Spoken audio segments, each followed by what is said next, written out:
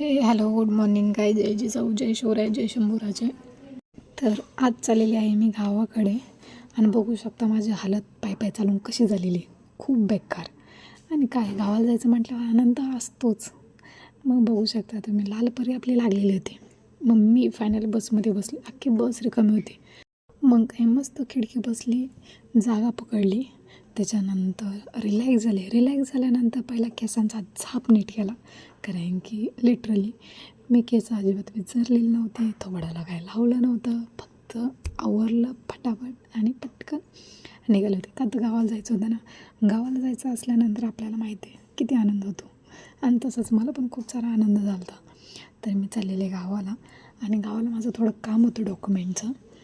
आता फक्त बस निघायची वाट पाहत होते, कारण की एवढं गरम होत होतं. मला असं झालं तर कधी लिटरली कधी खिडकीमधून हवा येते आणि मी कधी निघते. बट कुणीतरी यायचं होतं म्हणून बस थांबलेली होती, पण खूप टाईम झालेला ते आले नाही. आणि फायनली आम्ही निघालो होतो.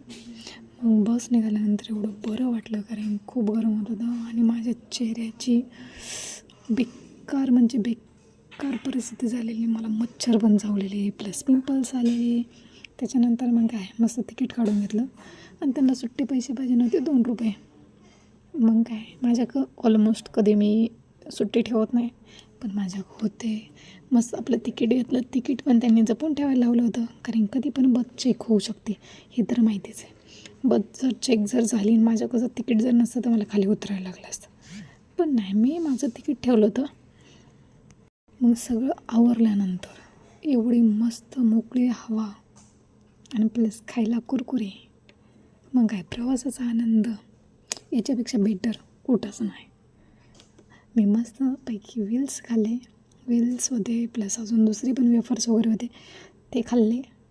मग काय नाही, मस्त प्रवासाचा आनंद घेतला.